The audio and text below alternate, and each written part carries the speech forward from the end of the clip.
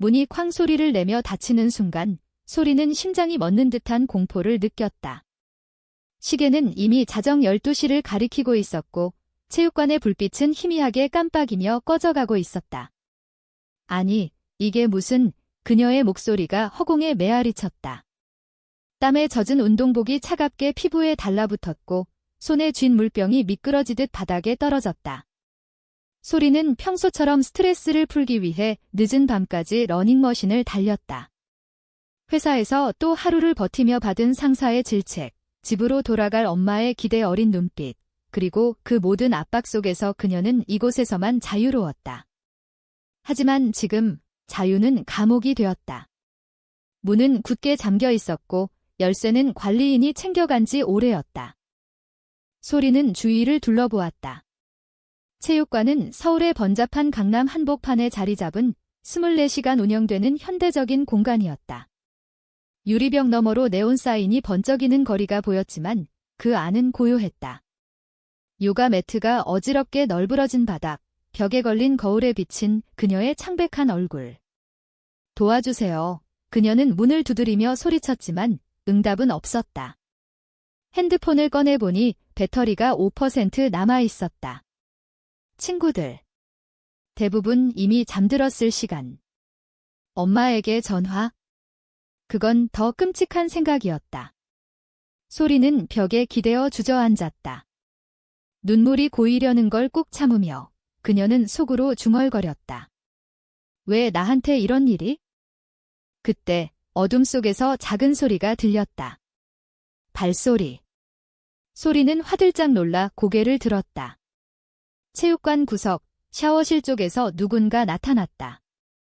키가 크고 어깨가 단단한 체격의 여자였다. 검은색 후드티에 헐거운 트레이닝 팬츠 차림, 머리는 짧게 자른 포마드 스타일로 땀에 젖어 반짝였다. 그녀는 손에 타월을 들고 서서 소리를 내려다보았다. 너도. 같았어. 그 목소리는 낮고 부드러웠다. 마치 밤바다의 파도처럼. 소리는 멍하니 고개를 끄덕였다. 내 관리인이 문 잠그고 갔나 봐요. 어떻게? 당신은? 여자는 가볍게 웃으며 다가왔다. 나도 늦게까지 웨이트 트레이닝 했어. 소민이야. 여기 코치로 일해. 그녀는 손을 내밀었다. 소리는 그 손을 잡고 일어났다. 소민의 손은 거칠고 따뜻했다. 마치 오래된 나무처럼. 소리예요. 회사원. 그냥 스트레스 풀려고 왔어요. 소민은 고개를 끄덕이며 주위를 둘러보았다. 여기 CCTV 있으니까 아침에 관리인 오면 풀어줄 거야. 당분간은. 같이 기다리자. 배고프지 않아? 소민은 가방에서 도시락을 꺼냈다. 김치찌개와 밥, 그리고 작은 반찬들. 집에서 싸왔어. 한국식으로. 매운 거 좋아. 소리는 놀라서 눈을 깜빡였다. 이 낯선 여자가 이 갑작스러운 상황에서 마치 오래된 친구처럼 음식을 나눈다. 그들은 바닥에 앉아 먹기 시작했다. 김치의 시큼한 맛이 입안에 퍼지며 소리에 긴장된 마음이 조금 풀렸다. 소민은 이야기를 시작했다. 나 어렸을 때부터 운동이 취미였어. 서울에서 자랐는데 집안이 가난해서. 체육관이 제 유일한 피난처였지? 너는? 소리는 조심스럽게 입을 열었다. 저는 IT 회사에서 일해요. 매일 야근, 상사의 잔소리. 집에 가면 엄마가 언제 결혼할 거냐고 물어보시고.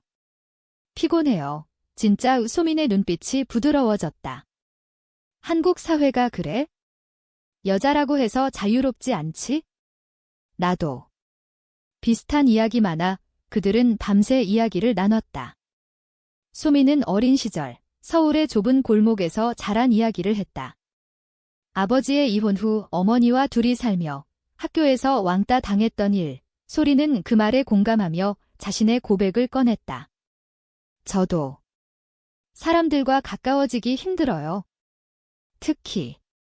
여자들 사이에서. 그녀의 목소리가 떨렸다. 소민은 조용히 그녀의 손을 잡았다. 그 순간 체육관의 차가운 공기가 따뜻해지는 듯 했다. 아침이 밝아올 무렵 관리인이 문을 열었다. 소리와 소미는 서로의 번호를 교환했다. 다음에 또 바위 운동 같이 하자. 소민의 미소가 소리의 가슴을 울렸다. 집으로 돌아가는 버스 안에서 소리는 창밖을 보며 생각했다. 어제의 그 밤이 그녀의 삶을 바꿀지도 모른다는. 소리는 그날 이후로 체육관을 매일 들렀다. 아니, 정확히 말하면 소민을 만나기 위해. 처음에는 우연을 가장했다. 오늘도 늦게 끝났어요. 소민이 웃으며 물으면 소리는 어색하게 웃었다. 네, 요즘 프로젝트가 바빠서. 하지만 진심은 달랐다. 소민의 존재가 그녀의 일상에 스며들었다. 소민은 체육관 코치로 회원들에게 엄격하지만 따뜻한 태도로 유명했다.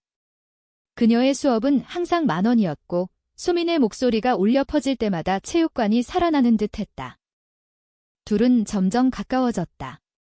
퇴근 후 소민의 제안으로 한강공원에서 산책을 했다. 서울의 여름밤, 한강의 바람이 습하고 따뜻했다. 그들은 아이스크림을 사 먹으며 걸었다. 소민 씨, 왜 코치가 된 거예요? 다른 일도 할 수 있었을 텐데, 소리가 물었다. 소민은 강물을 바라보며 대답했다. 운동이 나를 구했으니까. 어렸을 때 엄마가 병으로 돌아가셨어. 그 후에 혼자서 버티기 힘들었어. 체육관에서 만난 사람들이 제 가족이 됐지. 그녀의 목소리에 스며든 슬픔이 소리의 가슴을 아프게 했다. 소리는 소민의 팔을 살짝 건드렸다. 저도 소민 씨 만나서 다행이에요. 처음으로 누군가와 이렇게 솔직하게 이야기할 수 있어서. 그들의 만남은 자연스럽게 깊어졌다. 소민은 소리를 자신의 아파트로 초대했다. 서울의 작은 원룸, 벽에는 운동 포스터와 어머니의 사진이 붙어 있었다. 집밥 먹자. 나 김치전 부치기 잘해. 소민이 웃으며 말했다. 부엌에서 나는 기름 냄새, 라디오에서 흘러나오는 트로트 음악. 소리는 그 모든 게 한국적인 따뜻함으로 느껴졌다. 식사 중 소민이 물었다. 소리 너, 연애는 어때? 남자친구 있어. 소리는 포크를 내려놓았다. 심장이 쿵쾅거렸다. 아니요. 사실 저는. 여자 쪽으로 그녀의 고백이 방 안을 채웠다. 소민은 놀라지 않았다. 오히려 미소 지었다. 나도 그래? 어렸을 때 알았어. 하지만 한국에서 쉽지 않지. 그날 밤 그들은 소파에 앉아 영화를 봤다. 로맨틱 코미디. 하지만 둘의 시선은 화면이 아닌 서로에게 향했다. 소민의 손이 소리의 손을 스쳤을 때 전기가 흐르는 듯 했다. 소리야, 나 너 좋아해. 소민의 속삭임이 소리의 귀를 간지렸다. 소리는 눈을 감고 고개를 끄덕였다.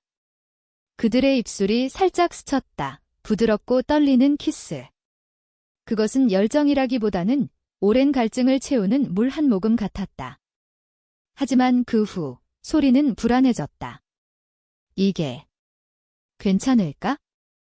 우리 가족, 친구들. 소민은 그녀를 안아주었다. 천천히 가자. 나도 무서워. 하지만 함께라면 이겨낼 수 있을 거야. 그들의 로맨스는 그렇게 시작되었다. 주말에 추계사로 등산을 가서 산 정상에서 도시를 내려다보았다. 서울이 이렇게 아름다울 줄 몰랐어. 이 소리가 말했다. 소민은 그녀의 어깨에 머리를 기대었다. 너와 함께라서 그래? 그러나 행복은 오래가지 않았다. 소리의 회사 동료, 지은이 소민의 과거를 알게 되었다. 지은은 소리의 친구로 우연히 소민의 이름을 듣고 물었다. 소민. 그 체육관 코치. 나 그 사람 알아? 예전에 내 친구랑 사귀었어. 그런데 갑자기 헤어졌대. 소민이가 바람 피웠다고. 소리는 그 말을 듣고 충격에 빠졌다. 설마. 아니야. 하지만 의심의 씨앗이 싹 텄다. 소리의 불안은 점점 커졌다. 소민과의 데이트 중에도 그녀의 웃음소리가 예전만큼 밝지 않았다. 왜 그래? 무슨 일 있어? 소민이 물었다. 그들은 명동의 거리를 걷고 있었다. 크리스마스 시즌, 거리는 불빛으로 물들어 로맨틱했다. 길거리 음식 포장마차에서 떡볶이를 사 먹으며 소리는 용기를 냈다. 소민 씨, 과거에 다른 사람과 사귀었어요. 헤어진 이유가. 소민의 표정이 굳었다. 그녀는 포크를 내려놓고 깊은 한숨을 쉬었다. 어떻게 알았어? 맞아. 2년 전, 내 전 여자친구였어. 우리는 진지했어. 하지만 그녀의 가족이 알게 됐고, 엄청난 압박이 왔지? 한국 사회에서 레즈비언 커플이라니. 그녀는 결국 포기했어. 나를 탓하며 헤어졌고 소민의 눈에 눈물이 고였다. 나는 바람 피운 적 없어. 오해야. 하지만 그 후로 사람 믿기 힘들었어. 소리 너까지 상처 주고 싶지 않아. 소리는 미안함과 안도감이 뒤섞인 마음으로 소민의 손을 잡았다. 미안해요. 그냥 불안해서. 나도 우리 관계가 두려워요. 엄마가 알면 실망하실 텐데 그들은 거리를 걸으며 서로의 상처를 보듬었다. 소민은 소리의 머리를 쓰다듬으며 말했다. 우리 솔직하게 지내자. 비밀 없이. 겨울이 깊어지며 그들의 사랑은 더 단단해졌다. 소민은 소리를 자신의 생일 파티에 초대했다. 소민의 친구들, 대부분 체육관 회원들로 레즈비언 커뮤니티의 일부였다.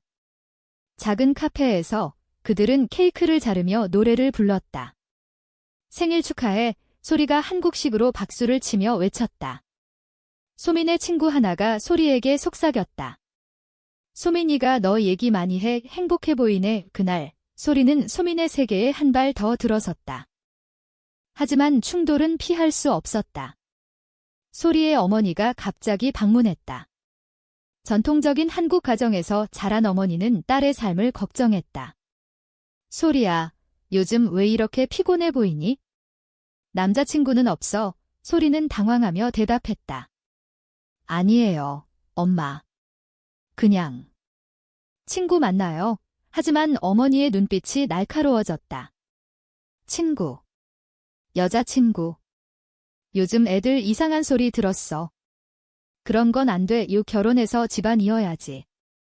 소리는 그 말을 듣고 방으로 들어가 울었다. 핸드폰에 소민의 메시지. 오늘 저녁에 만나? 한식당 가자. 그녀는 답장을 보냈다. 미안. 오늘은 못 갈 것 같아. 애소민은 걱정하며 전화했다. 무슨 일?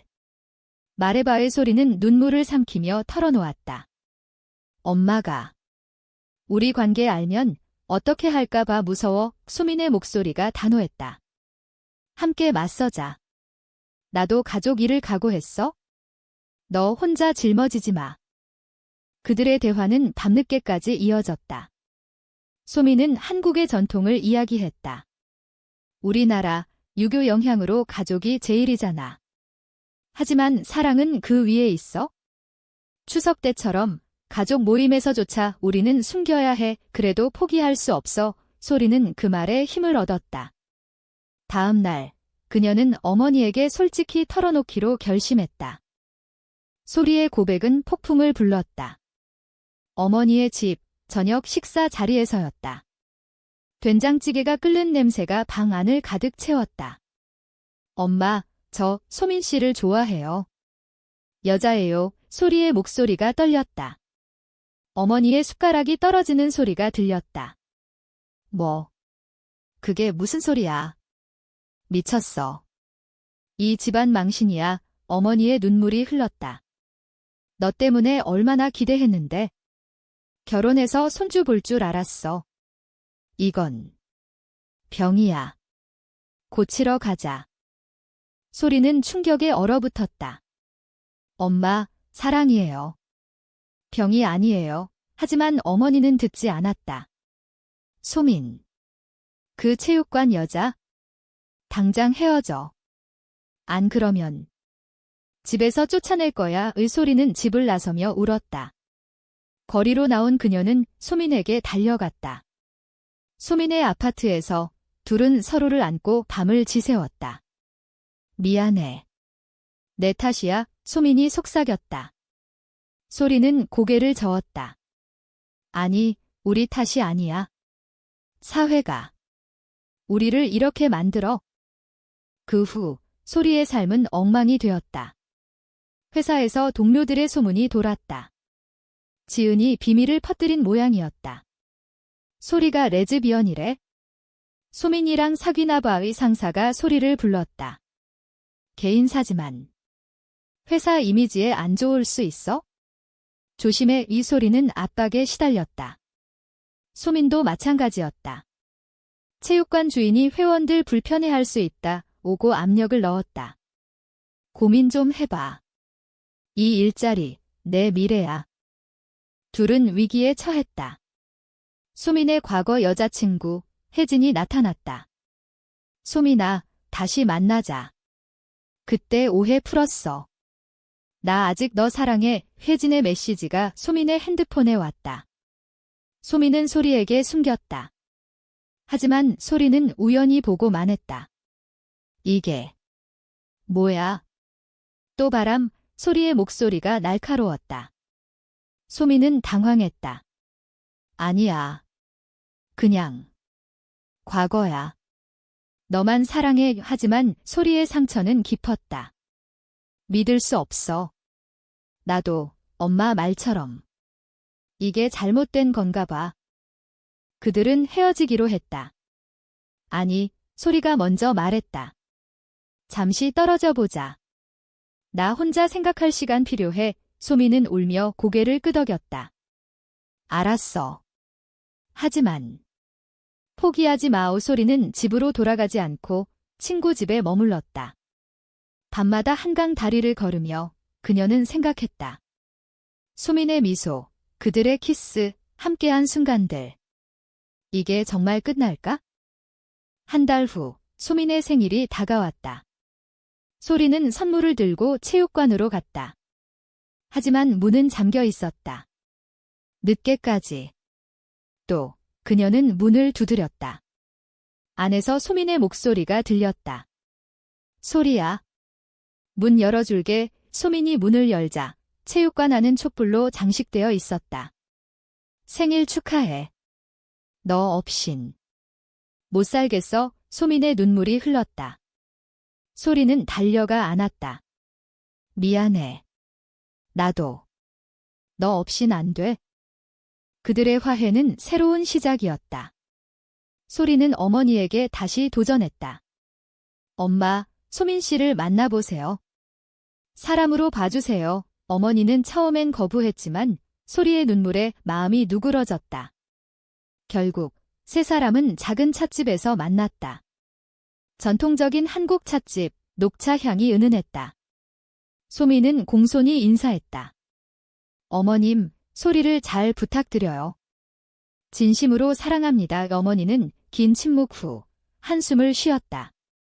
어렵네. 하지만 내가 행복하다면? 다만 조심히 살아라.